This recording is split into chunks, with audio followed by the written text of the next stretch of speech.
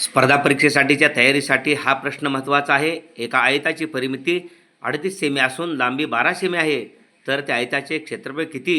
या ठिकाणी आयताची परिमिती म्हणजे 2 लांबी अधिक 2 रुंदी म्हणजे 38 परिमिती आहे.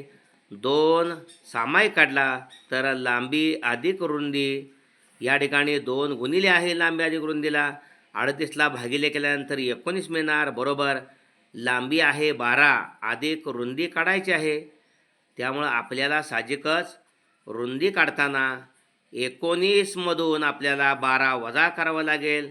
19मधून 12 गेले 7 उरले, त्यामुळे साहजिकच लांबी या ठिकाणी 12 आहे आणि रुंदी 7 आहे.